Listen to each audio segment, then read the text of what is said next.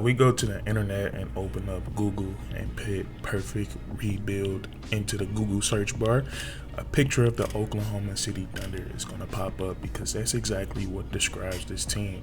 When you look at the Oklahoma City Thunder, you are looking at a perfect rebuild, and they really hit the jackpot when they traded for gilgeous-alexander when they acquired him from the Los Angeles Clippers.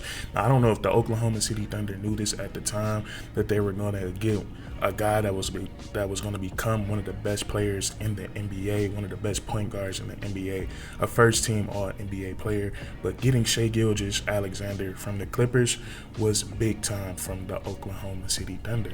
And then since then, the OKC, they have just been drafting extremely well. They already had Lou Dort on the team.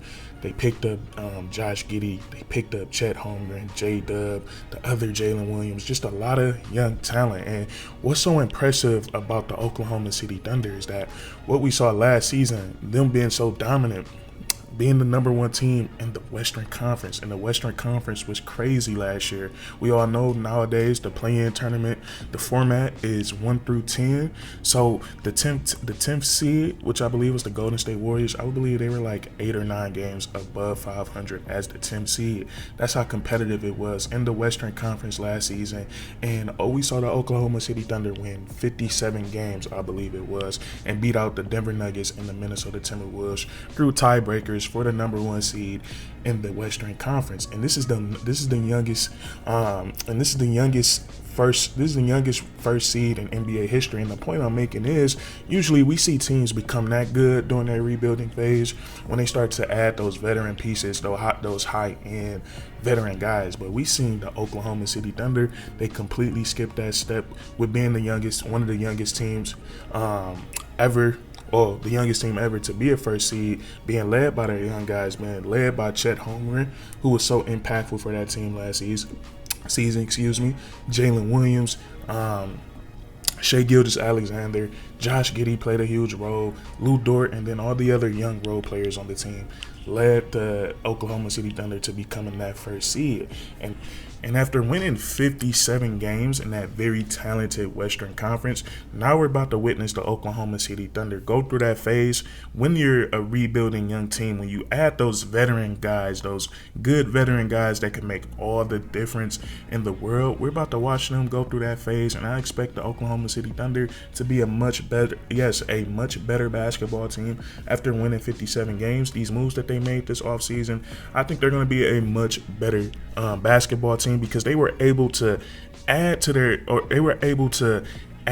weaknesses without taking away their strength. And what I mean by that, I can give you a good example. We look at the Milwaukee Bucks last year, how they made a trade for Damian Lillard, but they had to give up the heart and soul of their defense and Drew Holiday. We see how much that hurt them last year. So that's the most recent memory I can give you guys off the top of my head. But the Oklahoma City Thunder, they didn't have to worry with the moves they made this offseason. They didn't have to worry about giving up anything in any area that they excel at. So the first move of the offseason in the Oklahoma City Thunder, they were the team to kick this offseason off. They made a trade. In my opinion, it's a blockbuster trade. It may not be a blockbuster trade with the names that's involved, but with the impact that's involved, this is a pretty big deal.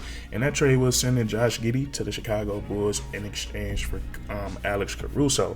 And the first thing I think about when I see this trade is the spacing. All year last season, regular season, teams just sagged off Josh Giddey, and the Oklahoma City Thunder, they're good enough to still win the ball game against 90% of the teams in the NBA when teams are covering Josh Giddey like that. But in the playoffs, defense gets ramped up a lot. You're playing the same team over and over, so it gets a little bit tougher to overcome that in the playoffs. They were able to sweep the Pelicans in the first round, and then Josh Giddey, he virtually became unplayable against the Dallas Mavericks. So just off the bat, just swapping Alex Caruso, and we're gonna talk about the other piece that they added in the offseason, because I don't know if Alex Caruso is gonna be a starter, but let's just say if Alex Caruso is replacing Josh Giddey in the starting lineup, it gives the Oklahoma City Thunder even more spacing for guys like Jalen Williams, for guys like Alexander and Chet Holmgren, because Alex Caruso, he's been working on his three-point shot since he's gotten into the NBA, and now he's become a respectable three-point shooter. Last year with the Chicago Bulls, he shot 40% from the three-point line. And what's so good about this? We look at the Chicago Bulls last season, and we look at the Oklahoma City Thunder last season. The Chicago Bulls had nowhere near as a fluid offense as the Oklahoma City Thunder, and Alex Caruso was still able to shoot 40% from the three-point line. So now imagine he's playing in an offense around guys like Shai Gilgeous-Alexander, got a stretch big, and Chet Holmgren, Lou Dort, Jalen Williams, they can knock down the three-point shot. So I can imagine Alex Caruso, he's going to see way more wide open threes than he saw in Chicago last season. So I think right there, right off the bat, the spacing change is going to be beneficial for the Oklahoma City Thunder. I think Alex Caruso, I think he's going to be really good for everyone around him. He does all those little things. So I see him having a positive impact on every player on the Oklahoma City Thunder, and then I could see something special between him and Lou Dort. Now that's the first thing that came to my mind when I saw this trade, was like, wow, the Oklahoma City Thunder,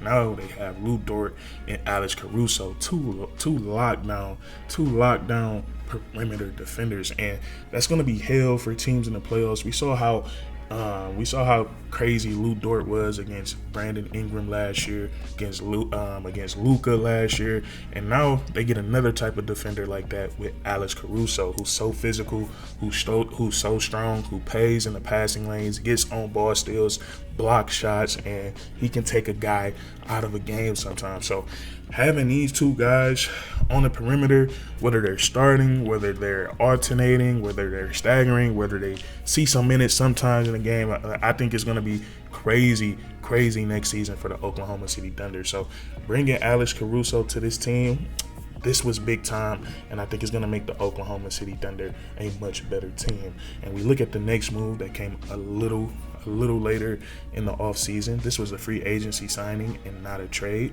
They bring in Isaiah Hartenstein. I got to look at the deal really quickly. Let me look at the deal really quickly. But they bring in Isaiah Hartenstein from the New York Knicks, and I think this was a big time pickup. Okay, and the Hartenstein deal, his contract is 3 years, $87 million. And after what he did in the playoffs last year, I definitely think it's worth the bread. And also, we look at the situation of the Oklahoma City Thunder. Last season, they ranked 28th in the league when it came to rebounds. And that's just so crazy because of how crucial and how critical rebounding is in the game of basketball. A team that ranked 28th in the league in reboundings was still somehow good enough to win 57 games and be the first seed in the Western Conference.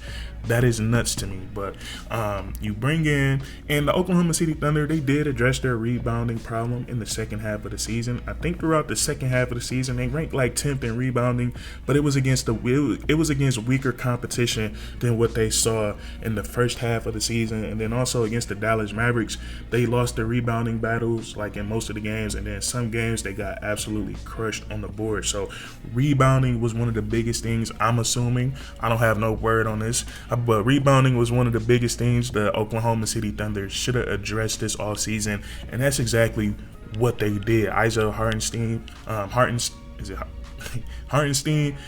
Hartenstein, he put on a rebounding clinic throughout his tenure in the playoffs last season. The most notable game that comes to my mind is the game, who were they playing? Was this the second round?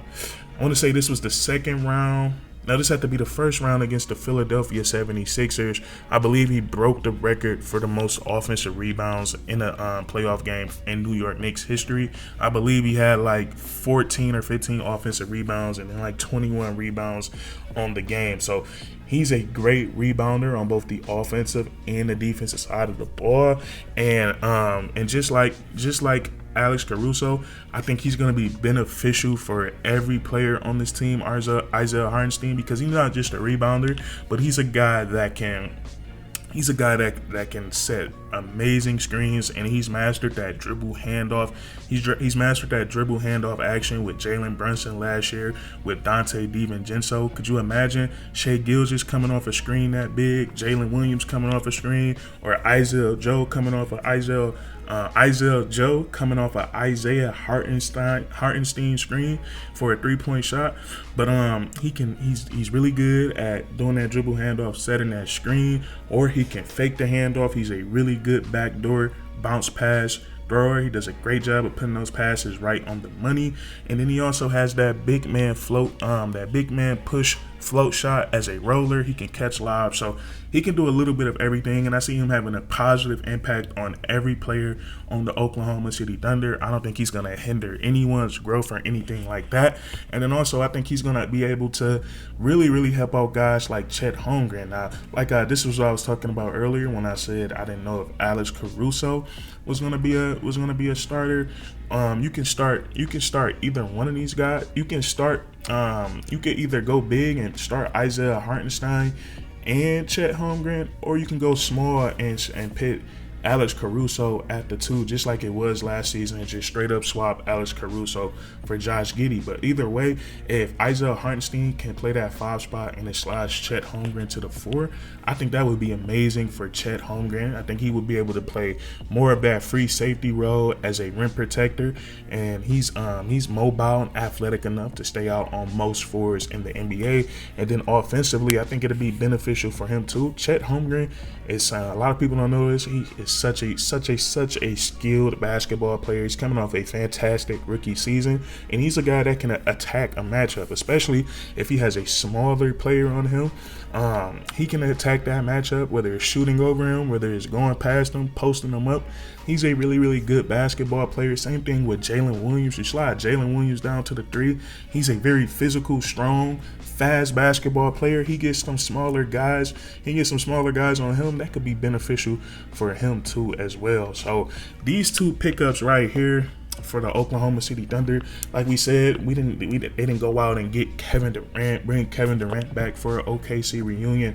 They didn't go out and get Paul George, but they went out and got some really good players that are going to help them in the areas that they were struggling in. So next season it's going to be really interesting. Like, you look at this Oklahoma City Thunder team, I can't find a flaw within this team right now.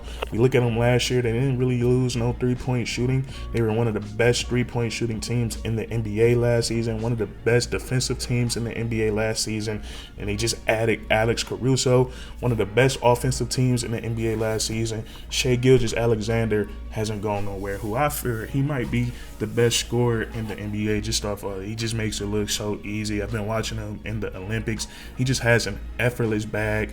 He has so much swag to his game, and he's just so much fun to watch. But that's what I want to yap about with you guys today. Let me know what you think about these off-season moves down in the comment section. If you enjoyed, please leave a like, comment down below. Oh, I already said that.